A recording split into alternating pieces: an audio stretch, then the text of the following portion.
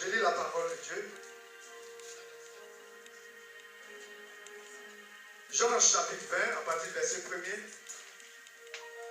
il est écrit: le dimanche, Marie de Magdala se rendit au tombeau de bon matin, alors qu'il faisait encore sombre, et elle vit que la pierre avait été enlevée de l'entrée du tombeau. Elle courut trouver Simon-Pierre et l'autre disciple que Jésus aimait et lui dit: ils ont enlevé le Seigneur du tombeau et nous ne savons pas où ils l'ont mis. Verset 3. Pierre et l'autre disciple sortirent donc et allèrent au tombeau. Ils couraient tous les deux ensemble, mais l'autre disciple courut plus vite que Pierre et arriva le premier au tombeau. Il se pencha et vit les bandelettes posées par terre. Cependant, il n'entra pas. Simon-Pierre qui le suivait arriva et entra dans le tombeau. Il vit les bandelettes posées par terre.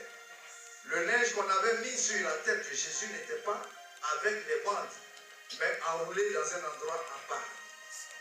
Alors le disciple qui était arrivé le premier au tombeau entra aussi. Il vit et il crut. En effet, il n'avait pas encore compris que, d'après l'Écriture, Jésus devait ressusciter. Ensuite, les disciples repartirent chez eux. Amen. Voici des disciples qui n'avaient pas compris, qui ne s'étaient pas rappelés, bien que le Seigneur Jésus leur ait dit qu'il détruirait ce temple et qu'en 3 jours, ce temple serait reconstruit. Alléluia. Qu'il connaîtrait la mort et que, en 3 jours, après 3 jours, que la vie ferait place à la mort. Qu'il entrerait dans le lieu sombre de l'enfer pour détruire, bien-aimé, ta maladie. Pour détruire les douleurs par lesquelles tu passes. Pour détruire les choses qui te stressent, les choses qui t'inquiètent à chaque instant. Alléluia. Il ne l'a pas fait en vain. Il ne l'a pas fait par orgueil, comme dirait la servante tout à l'heure. Mais il l'a fait par amour pour toi et moi. Amen. Alléluia. Jésus est si bon que depuis l'aube des temps, la Bible dit que les premières des choses qu'il a faites sur l'homme, c'est de prononcer les bénédictions. Alléluia. Et il a indiqué la voie à l'homme à suivre. Mais malheureusement, Satan est venu pousser l'homme à transgresser ses principes. Mais dans sa bonté, il aurait pu dire, mais moi je t'ai créé. Tu n'es que ma créature. Tu aurais dû me respecter. Tu aurais dû marcher qu'avec moi. Mais tu oses aller contre celui qui va en rébellion contre moi. Avec celui qui va en rébellion contre moi. Il aurait pu dire cela et me détruire, te détruire. Alléluia. Mais regardez la bonté de ce Dieu. Qui dit, je vais te repêcher. Je vais te donner encore l'occasion de rétablir une nouvelle alliance, une nouvelle relation avec moi. Je vais me réconcilier avec toi. Quand as-tu vu une fois que celui qui est supérieur, que celui qui est créateur, celui qui a fait toutes choses, puisse dire, je vais me réconcilier avec la créature. Alléluia. Regardez simplement, nous aujourd'hui, dans nos structures, dans nos entreprises, pourvu qu'on soit seulement le chef, parfois même on cause du tort à l'employé et on attend même que ce soit l'employé encore qui vient demander pardon. Alléluia. Mais lui, créateur du ciel et de la terre, réalisez un peu cela. Et pour revenir un peu à ce que la servante disait tout à l'heure, on parlait de passage, la Pâque. Lors de l'institution de la Pâque, souvenons-nous que pendant 430 ans, j'ai dit mais 430 ans, un peuple est resté en esclavage en Égypte. Et que ce temps a été le moment indiqué par Dieu pour libérer ce peuple de l'esclavage. Alléluia. Elle a donné un aspect du passage en nous expliquant ce que le Seigneur le passage que le Seigneur a fait. Alléluia. Mais ici, il s'agit du passage de l'Égypte à Canaan. C'est-à-dire du passage de la vie de péché, de la vie d'esclave. Parce que lorsque nous sommes dans le péché, nous sommes esclaves, nous sommes sous le joug de Satan. Alléluia. À plusieurs reprises, j'ai attiré votre attention ici en disant, mais faites attention, est-ce que vous avez vu ceux qui adorent d'autres dieux, ceux qui font d'autres idolâtries, est-ce que vous avez vu combien ils sont malheureux? Quand tu as pris une puissance, il y a une puissance plus élevée que toi qui peut te détruire. Et donc c'est toujours la course, une course effrénée pour avoir de la puissance dans le monde du mal. Dans le monde du mal. Alléluia. Mais en Jésus-Christ, bien aimé, je n'ai pas besoin de courir. Je n'ai pas besoin de rechercher quoi que ce soit pour dominer quoi que ce soit. Mais en Jésus-Christ, je suis pleinement puissant. En Jésus-Christ, j'ai la présence de Dieu, j'ai l'Esprit de Dieu qui est très puissamment en moi et qui réside en moi. Alléluia. Il ne regarde pas du fait que c'est aujourd'hui que tu viens à lui pour lui dire, je me donne à toi. Parce qu'il dit que le jour même où tu dis, je me donne à lui, alors ce jour-là, il te régénère. Amen. Quand tu dis, Seigneur, accepte-moi, à l'instant même, l'Esprit de Dieu vient habiter en toi. Amen. Ne vous laissez pas tromper par les gens qui vous disent qu'il faut avoir fait 20 ans, 30 ans. C'est l'esprit de domination. Alléluia. Dieu veut de toi comme un enfant. Un enfant, quel que soit son âge, il est l'enfant de son père et de sa mère. Alléluia. Donc il jouit de la protection de son père. Qu'il soit bébé, qu'il ait 30 ans, qu'il ait 40 ans, qu'il ait 50 ans. Vous voyez, là, souvent, nous, on a atteint un certain âge, mais quand on a nos parents au téléphone, ils disent, ça va? Comment ça va? Tu as besoin de quoi? Des fois, on dit, mais maman, moi, mon âge, tu demandes. Alléluia. Alléluia. Dieu est un Père pour nous. Et nous sommes ses enfants. Alléluia. Il ne regarde pas au fait que tu as posé le pas aujourd'hui. Il ne regarde pas au fait que tu as fait 20 ans, 30 ans avec lui, que tu connais très bien la parole de Dieu. Mais il regarde à son amour pour toi et moi. Alléluia. Alléluia. Bien-aimé, accroche-toi. Nous allons lire un autre passage qui nous enseigne comment, bien-aimé, tu peux le chercher, Ésaïe 53, qui nous enseigne comment Christ s'est sacrifié pour toi et moi. Qui nous enseigne la condition dans laquelle Christ s'est mis pour toi et moi. Regarde simplement, bien-aimé, que si tu t'es décarcassé pour amener quelqu'un à la réussite, si tu t'es sacrifié, tu as mis 1 sou, 2 sous, 3 sous de côté pour pouvoir payer l'école de tes enfants, pour qu'ils arrivent à réussir. Tu as pu faire tout cela. Et l'enfant, tu te rends compte qu'il ne considère pas, il ne prend pas au sérieux tout le sacrifice que tu as fait, tout l'investissement que tu as fait. Il a considéré autrement le sacrifice que tu as fait. Il a minimisé cela. Et réalise un peu comment tu te sentirais. Oui, nous chantons souvent dans les églises, le Christ a payé le prix pour nous. Vous imaginez quelqu'un qui va donner jusqu'à sa vie. Il dit, personne parmi vous ne peut donner sa vie comme moi je l'ai fait. Alléluia. Des fois, pour faire simplement même, on te dit, donne ton rein pour que ton enfant soit guéri. Tu dis, non, donnez-moi 2 jours de réflexion. Alléluia. Mais lui, il n'est pas dans cette posture. Il est plutôt le Père aimant, prêt à toujours donner. Et c'est pourquoi il dit, je donne ma vie. Je vous donne ma vie et par ma résurrection, vous aurez aussi la vie.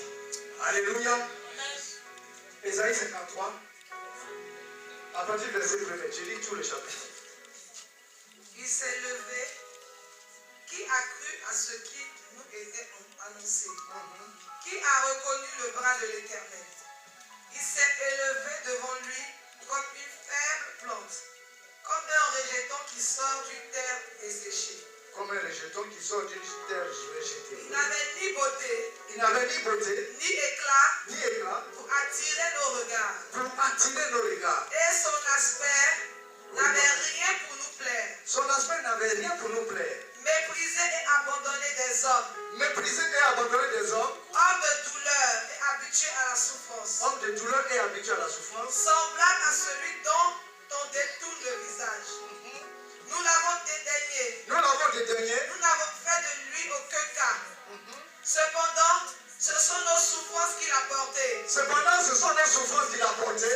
douleurs qu'il s'est chargé. Et nous l'avons considéré comme puni.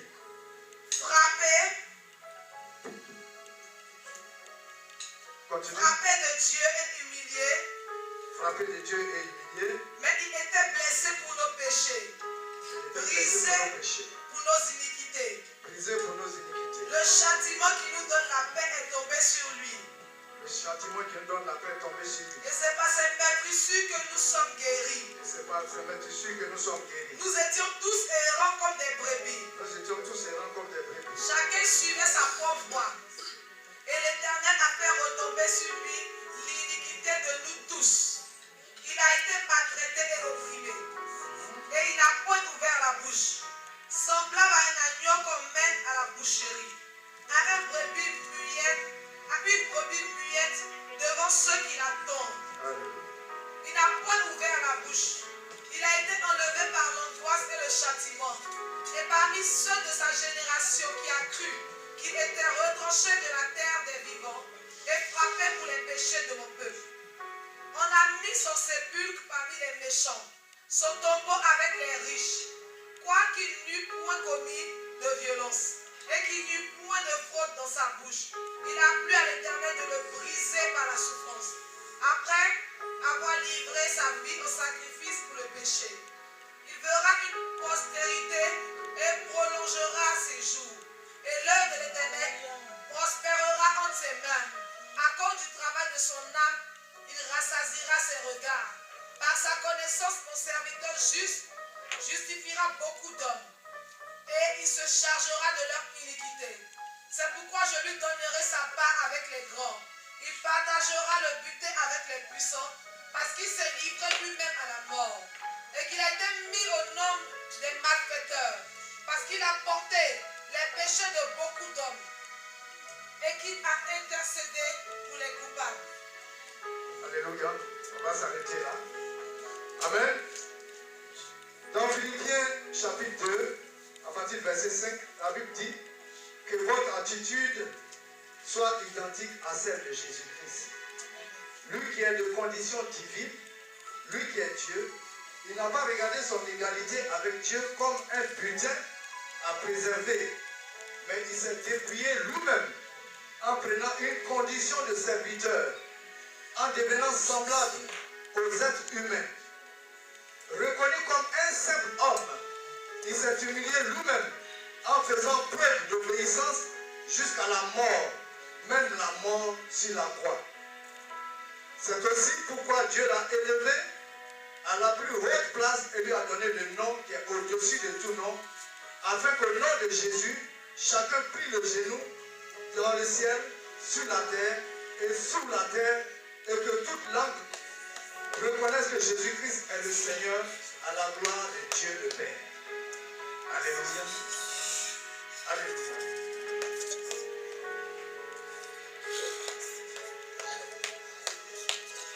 Encore la gloire, Seigneur Jésus.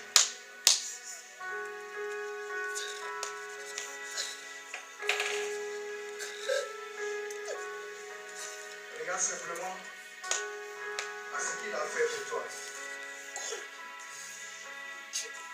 Regarde simplement à ce qu'il a fait pour toi. J'ai dit que je ne vais pas faire trop de commentaires. Et en lisant directement dans la Bible, je sais Que l'Esprit t'aide à comprendre.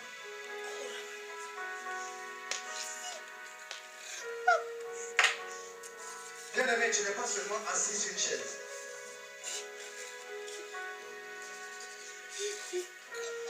Tu n'es pas seulement assise ni assis sur une chaise.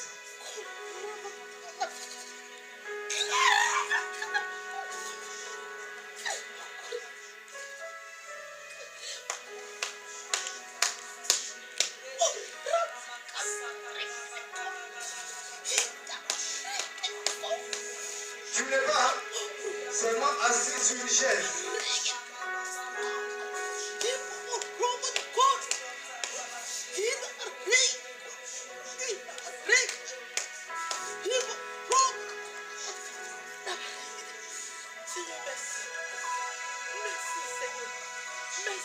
Tu n'es pas assis sur une chaise.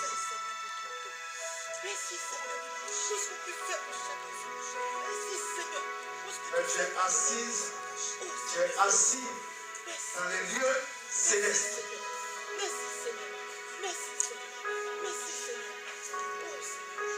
Tu n'as pas un statut simplement d'une personne naturelle, simplement d'une personne qui est seulement en chair, mais en esprit, tu es assis dans les lieux célestes.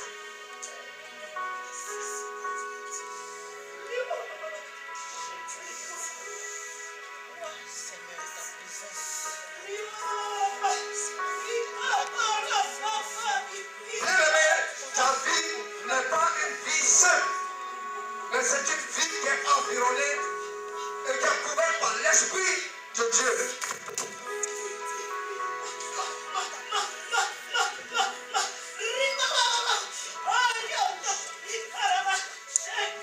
Parce que l'Esprit de Dieu,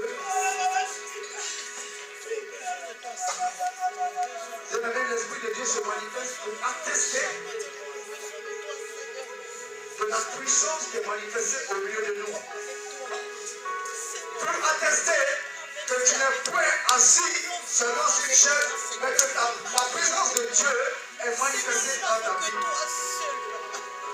À cause de Jésus-Christ ressuscité. À cause de Jésus-Christ ressuscité. À cause de Jésus-Christ ressuscité.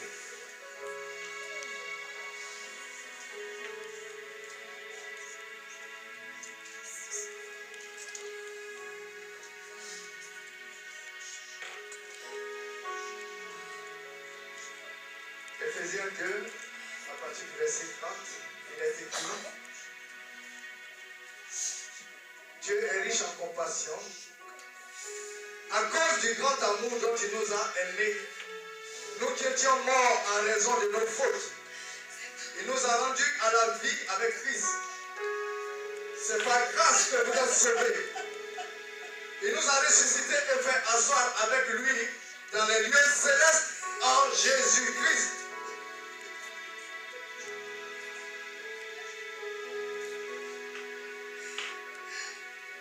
Il a fait cela afin de montrer dans le temps à venir l'infinie richesse de la grâce par la bonté qu'il a manifestée envers nous en Jésus-Christ.